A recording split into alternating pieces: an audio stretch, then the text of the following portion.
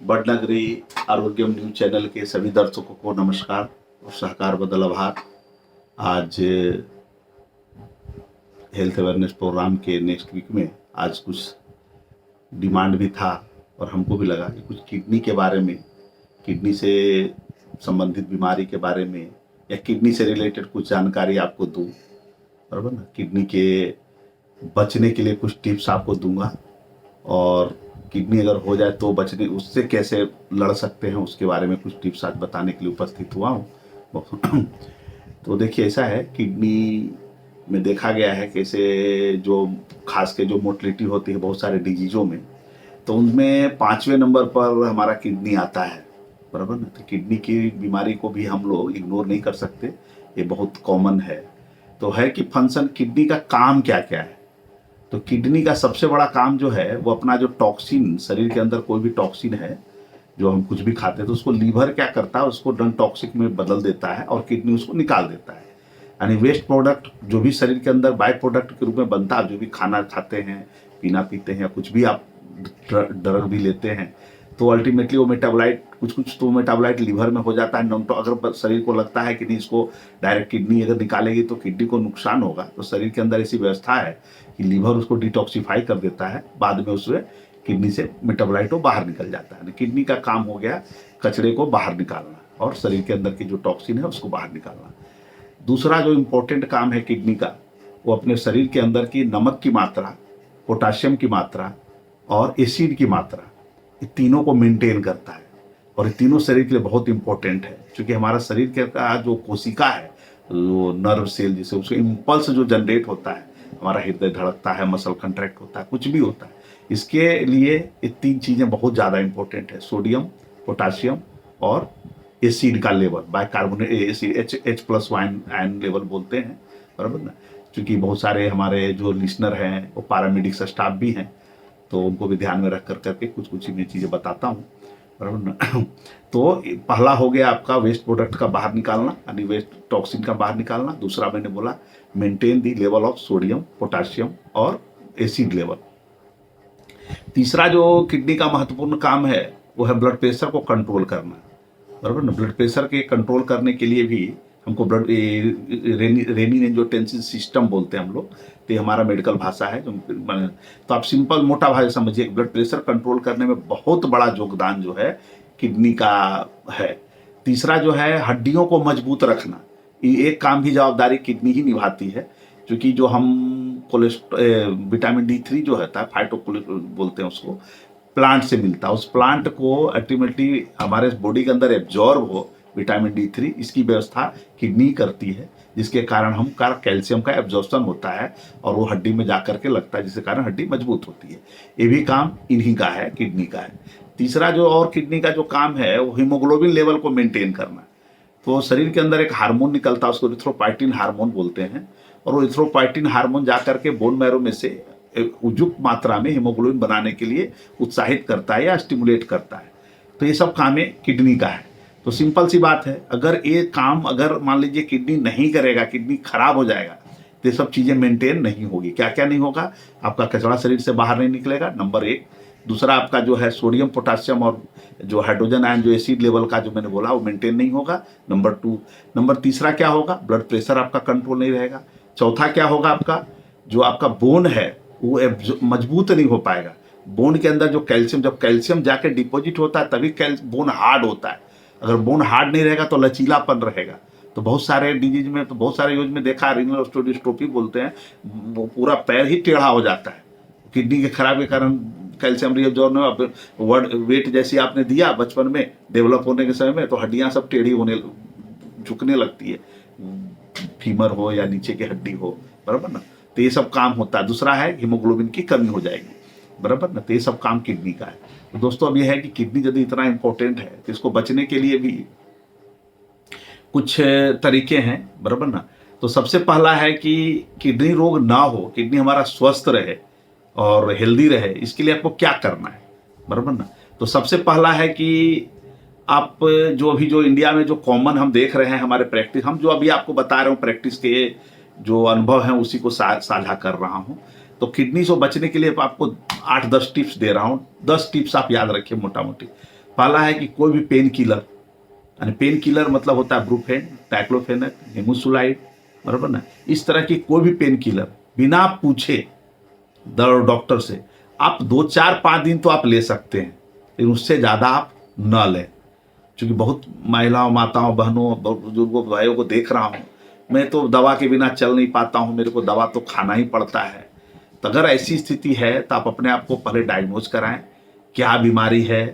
तो दवा देना है तो डॉक्टर के सलाह के अनुसार दीजिए। कैसे डॉक्टर डिसाइड करेंगे, बहुत बार ऐसा मैंने देखा है, बीमारी पता नहीं है, बहुत छोटी बीमारी, मान लो रूमेटॉइड आर्थराइटिस है, बहुत सारे ड्रग ऐसे भी हैं जिसको देने के बाद एनेस्थेट की जरूरत ही नहीं पड़ती है।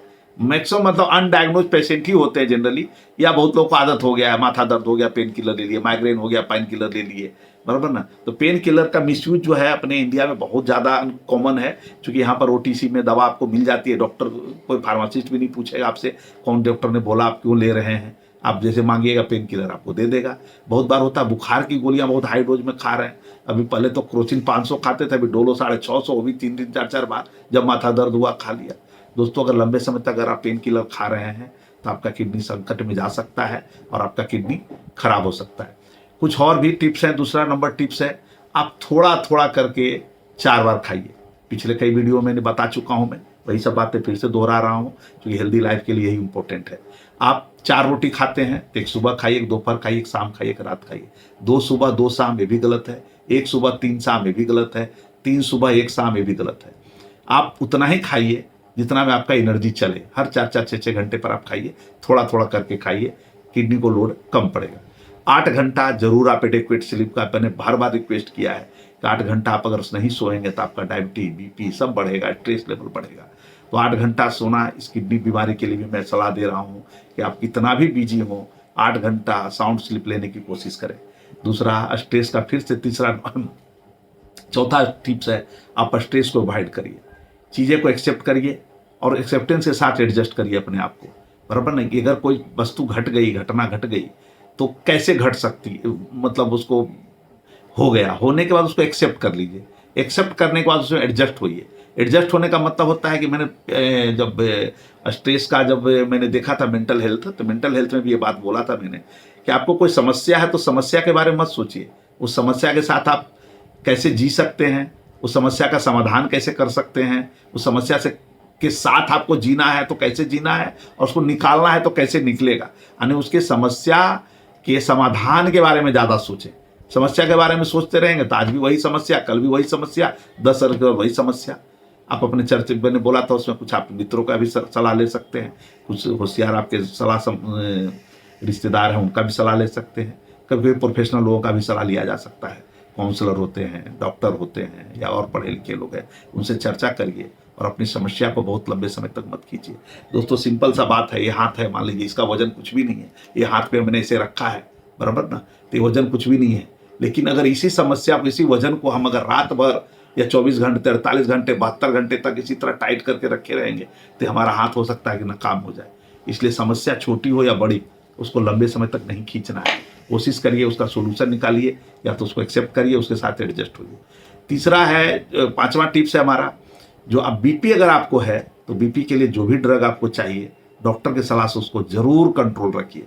बीपी के लिए 2 ड्रग्स कॉम्बिनेशन की जरूरत पड़े, 3 ड्रग्स कॉम्बिनेशन की जरूरत पड़े, या आपको और भी डॉक्टरों की सलाह के हिसाब से जो बताया जा रहा है, बराबर ना, उसको रेगुलर लीजिए, उसको लाइटली मत लीजिए। ब्लड प्रेशर जो है मोस्ट कॉमन कारण जो किडनी का है वो ब्लड प्रेशर और शुगर ही है।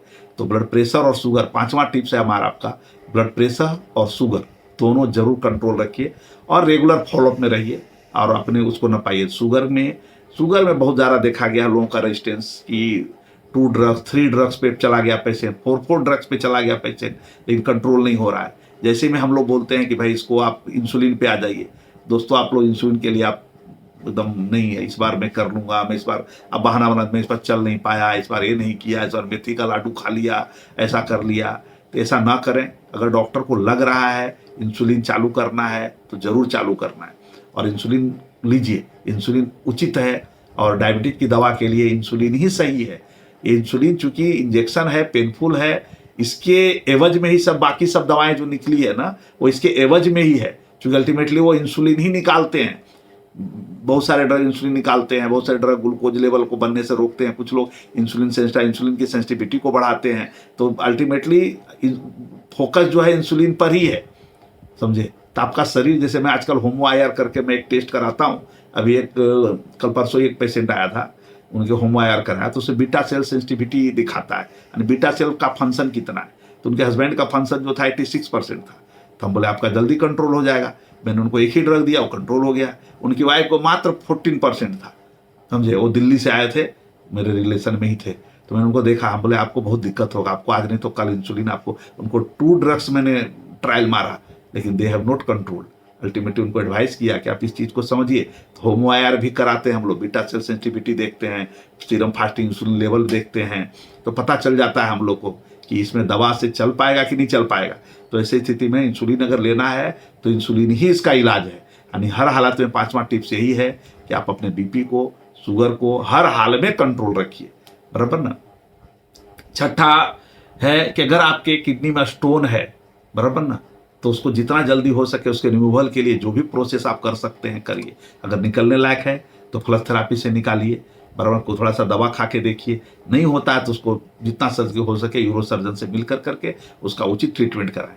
क्योंकि देखता हूं मैं कि रीनल स्टोन के कारण भी लोगों को सिस्टाइटिस होता है, UTI होता है रिकरेंट, और सिस्टाइटिस होने के कारण कभी कभी रेट्रोग्रेड ऊपर इन्फेक्शन आने के कारण पाइलोनेफ्राइटिस डेवलप कर जाता है, और ultimately patient goes into the CKD, chronic kidney disease में चला जाता है। एक छोटी सी स्टोन जो छोटी सी प्रक्रिया के कारण आपका किडनी हेल्दी रह सकता था, वो स्थिति में लैंड हम लोग कर जाते हैं। तो रीनल स्टोन हो, रिकरेंट सिस्टाइटिस हो रहा हो, रिकरेंट UTI हो रहा हो, तो इसको उचित मात्रा में ट्रीट कराइए, सोनोग्राफी कराइए, उसके कारण को ढूंढिए और उसको ठीक कराइए। डॉक्टर का सलाह लीजिए, जरूर लीजिए। दूसरा देखा गया है आपका ये जो मैंने बताया 8 टिप्स, दूसरे टिप्स है इसमें कि आपको अगर लीवर डिजीज है, बराबर ना, 9 नंबर में टिप्स, अगर आपको लीवर डिजीज है तो आप लीवर डिजीज को जितना हो सके कंट्रोल करिए। लीवर को खास करके आप अल्कोहल जरूर अवॉइड करिए, स्मोकिंग जरूर आप अवॉइड करिए। एक टिप्स ये भी है, क्योंकि अल्कोहल से ही लीवर खराब होता है। हाँ, बहुत सारे कारण हैं लीवर खराब होने के, हेपेटाइटिस B भी है, हेपेटाइटिस C भी है, माइकोप्लाज्मा है, ऑटोमिन हेपेटाइटिस है, बहुत सारे दूसरे कारण, इडियोपैथिक भी होता है, या कभी कभी पैंक्रियाटिक कार्सिनोमा भी हो सकता है, वो सब है कारण। लेकिन अगर लीवर डिजीज है तो उसको आप जरूर इवेलुएट कराइए, और क्या हो सकता है लीवर डिजीज में, उसे गैस्ट्रोएंटेरोलॉजिस्ट का ओपिनियन के साथ साथ उसको बचाइए। क्योंकि हेपेटोरेनल सिंड्रोम बहुत कॉमन है। लीवर अगर खराब होगा, तो मैंने पहले ही बताया था कि लीवर में जो शरीर के अंदर जो टॉक्सिन होता है, डिटॉक्सिफाई होता है लीवर में, और उसके बाद किडनी से निकलता है। क्योंकि शरीर अगर डायरेक्ट टॉक्सिन अगर किडनी जाएगा तो किडनी काम करना बंद कर देता है। तो हेपेटोरेनल सिंड्रोम लीवर खराब होने के हैं, तो उसमें स्थिति में किडनी खराब हो सकता है। दूसरा है अल्कोहल, जैसे मैंने बताया अल्कोहल आप बंद करिए। स्मोकिंग भी बोला था, स्मोकिंग से कोई फायदा नहीं है। स्मोकिंग खाली आप करेंगे, अल्टीमेटली वो जो है आपका जो नाइट्रिक ऑक्साइड सिंथेटेज है उसको ब्लॉक करेगा, आपकी आर्टरी को स्टिफ करेगा, आर्टरी स्टिफ करेगा, ब्लड प्रेशर बढ़ेगा, ब्लड प्रेशर बढ़ेगा तो अल्टीमेटली किडनी इन्वॉल्व होगा आपका। 3 सब और टिप्स के साथ साथ अगर आप चलें तो 100% आपका किडनी सुरक्षित रह सकता है, ऐसा मेरे को विश्वास है। दूसरा है बातें हैं कि अगर किडनी मान लीजिए खराबी हो गया, बराबर ना, किडनी अगर खराब हो गया तो क्या क्या उपाय बरतना चाहिए। तो मैं चाहता हूं इस वीडियो को शॉर्ट रखना, तो अगले वीडियो में आपको ये बताऊंगा कि अगर किडनी मान लीजिए स्टेज होते हैं, स्टेज 1, 2, 3, 4, तो उस स्थिति में आपको क्या खान पान, व्यवहार, योगा, एक्सरसाइज करना है ताकि किडनी आगे के स्टेज में ना बढ़े, बराबर ना। अभी जो मैंने बताया किडनी के फंक्शन आपको बताया, और किडनी के नहीं बीमारी हो इसके बचाव के लिए मैंने आपको सुझाव दिए, बराबर ना। फिर से टिप्स आपको समझा देता हूँ। पहला टिप्स है कि पेन किलर अपने हिसाब से ना खाएं। दूसरा है कि फ्रीक्वेंट और स्मॉल रेगुलर फूड खाएं। तीसरा है कि आप एडेक्वेट स्लीप लें। चौथा है कि आपको स्ट्रेस आप जो है अवॉइड करें। दूसरा है कि आप किसी भी हालत में ब्लड प्रेशर को और शुगर को कंट्रोल रखें। रीनल स्टोन अगर आपको है तो उसको ट्रीट कराइए। अगर आपको डिहाइड्रेशन है, बहुत बार ऐसा होता है आपको वोमिटिंग हो रहा है, डायरिया हो रहा है, और घर घर तो इलाज कर रहे हैं, बराबर ना, और पानी की मात्रा बहुत बार देखा गया, हालांकि उसमें एक्यूट किडनी इंजरी होती है, वो जल्दी ट्रीट हो जाता है, लेकिन कभी कभी ये सब स्थितियां आगे बढ़ जाती है। Acute tubular necrosis, papillary necrosis, ये सब भी होता है। किडनी खराब होने का और भी बहुत सारे कारण हैं, आइजोनेफ्रोपैथी से लेकर के छोटे छोटे। लेकिन ये सब जो टिप्स मैं आपको बता रहा हूँ, जो जिसके जिम्मेदार खुद हैं हम, बराबर ना। मैं इसके लिए इसको सावधान कर रहा हूँ कि जो मान लीजिए जो बीमारी लाइलाज है, जो आपके हाथ में नहीं है, वो तो होगा। मान लीजिए जो आईजीए नेफ्रोपैथी है, उसमें आप कुछ नहीं कर सकते। नेफ्रोटिक सिंड्रोम है, आप कुछ नहीं कर सकते, बराबर ना। ग्लोमेरुलनेफ्राइटिस बहुत सारे होते हैं, कंप्लीमेंट मेडिएटेड होता है, ऑटोमिन सेल अपने आप ग्लोमेरुलर डैमेज हो गया, उसमें भी कुछ नहीं कर सकते। लेकिन कुछ चीजें हैं जो अपने हाथ में है, तो कम से कम अपने से अपना किडनी ना बिगाड़े, बराबर ना। मैंने बोला, दूसरा बोला कि डिहाइड्रेशन अगर आपको हो रहा है तो जितना जल्दी हो सके उसको हाइड्रेट कराइए। रिकरेंट आपको पेशाब में इन्फेक्शन हो रहा है, पेशाब की थैली में सूजन आ रही है, तो उसको एवुलेट कराइए, उसको जितना जल्दी हो सके कंट्रोल करिए। लीवर डिजीज है तो उसकी भी उचित डायग्नोसिस बनाइए, और लीवर को हो सके तो डाइट से, ड्रग से और लाइफ मॉडिफिकेशन से, थेरापेटिक लाइफ मॉडिफिकेशन से लीवर डिजीज को कंट्रोल रखें। लास्ट में हाथ जोड़ के विनती है कि अल्कोहल को जितना हो सके कम करिए। मैंने पिछले वीडियो में बोला था कि अभी जो है वीडियो 60 ml पर वीक, इससे ज़्यादा अल्कोहल का परमिशन नहीं है। इसके बाद जो भी आप लेते हैं सब नुकसान ही करता है। स्मोकिंग में तो बहुत बड़ा नो है, स्मोकिंग से कहीं कोई फायदा नहीं है। अल्कोहल से बोला जाता है कि थोड़ा बहुत HDL बढ़ता है, मैं बोलना नहीं चाहता था, लेकिन थोड़ा बहुत HDL बढ़ता है, लेकिन जितना बढ़ता है उससे ज़्यादा नुकसान हो जाता है। इसलिए वो आप इसको ये करिए और कोशिश करिए कि अल्कोहल को भी अवॉइड करें। ऐसा करके आप अपनी किडनी को मजबूत रख सकते हैं, किडनी को डैमेज से बचा सकते हैं। अगला एपिसोड में वीडियो को इसे कंटिन्यू करते हुए, अगर आपका किडनी मान लीजिए खराब हो ही गया तो बस स्टेज में आगे ना जाए, क्योंकि इससे किडनी खराब होगा, अल्टीमेटली आपका जो है डायलिसिस आएगा, डायलिसिस होगा, अल्टीमेटली किडनी ट्रांसप्लांट आएगा या लाइफ लॉन्ग डायलिसिस आएगा, बराबर ना। तो उस स्टेज में कैसे हम घुसे, मान लीजिए स्टेज 1 है तो स्टेज 2 में ना जाए, 2 में नहीं तो 3 में ना जाए, तो इसके लिए आगे आपको सलाह सूचन दूंगा। बहुत बहुत धन्यवाद, थैंक यू।